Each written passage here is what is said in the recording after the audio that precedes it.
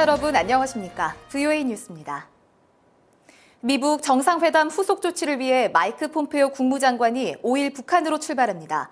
비핵화 시간표 등 구체적 조치가 논의될 예정인데 앞서 존 볼튼 안보보좌관은 1년 내 핵시설 폐기가 가능하다고 밝혔습니다. 박승혁 기자가 보도합니다. 마이크 폼페오 국무장관이 북한 비핵화 후속 협상을 위해 북한을 다시 방문한다고 백악관이 밝혔습니다. 오는 5일 미국을 출발해서 현지 시간 6일 북한에서 김정은 위원장을 만날 것으로 예상됩니다. 백악관은 미북 간의 긍정적 변화를 언급했습니다. The Secretary of State will be there later this week to continue those discussions. There's great momentum right now for positive change, and we're moving together for further negotiations.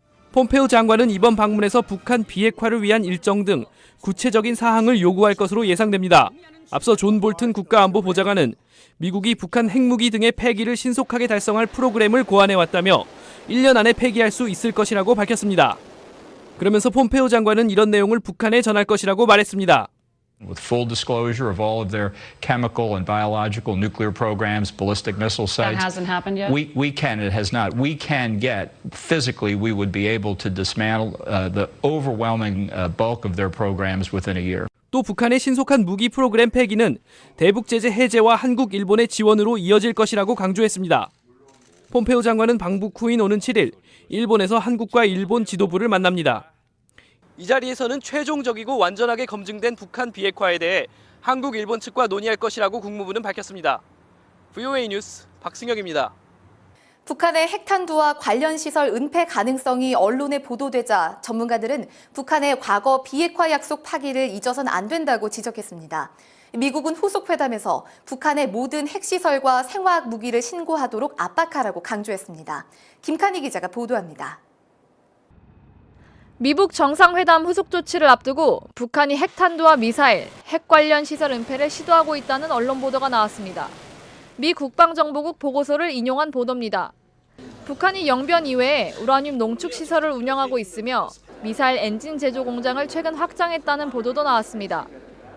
전문가들은 북한이 핵을 포기할 의향이 없다는 것, 다시 말해 비핵화의 진정성이 없다는 뜻이라고 지적했습니다. This undercuts the fundamental assumption of Trump administration policy, which is that the North Koreans have made a strategic decision to give up their weapons. Now it appears that assumption is wrong. 따라서 후속 회담에서 미국은 북한을 더 강하게 압박해야 한다는 주장이 나옵니다. 북한은 과거에도 비핵화 약속을 지키지 않았었다며 같은 실수를 하지 않으려면 모든 핵시설과 생화학 무기를 신고하도록 압박해야 한다는 겁니다. What we'll first need is North Korea to declare the size of their nuclear arsenal, the number of weapons, the amount of fissile material, both plutonium and uranium, as well as all of the facilities that are involved in research and production and testing. 전문가들은 북한은 미국과의 협상이 지속되는 동안 핵무기 개발을 지속할 것이라고 예상하면서 폼페오 국무장관이 북한을 방문해서 실질적인 비핵화 조치를 약속받아야 할 것이라고 강조했습니다. VOA 뉴스 김칸입니다. 국제자금세탁방지기구 FATF가 북한에 대한 최고 강도 제재를 계속 유지하기로 했습니다. FATF는 자금 세탁과 테러 자금 조달에 공동 대응하기 위해 설립된 국제기구로 정기총회를 통해 북한에 대한 이 같은 제재를 결정했습니다. FATF는 북한에 대한 거래 중단과 금융회사 해외 사무소 설립 금지 등의 조치를 취하고 가상화폐와 관련해 국제자금세탁 방지 기준을 최우선적으로 만들기로 했습니다.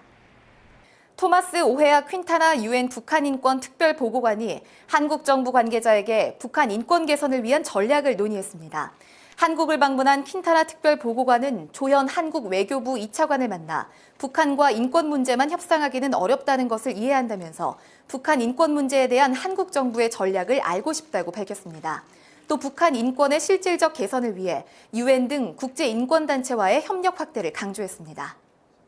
북한 인권 상황의 심각성을 알리고 개선을 촉구하는 거리 캠페인이 한국 서울역 앞에서 열렸습니다. 행사를 주최한 북한 인권단체 나우는 남북 그리고 미북 정상회담 이후 북한 인권에 대한 한국 내 관심이 낮아지고 있다면서 북한 정권 압박을 위한 시민들의 관심과 참여를 호소했습니다. 탈북 대학생 등이 모여 진행한 거리 캠페인은 앞으로 매월 넷째 주 토요일 낮 12시에 열릴 예정입니다. VOA 뉴스 마칩니다.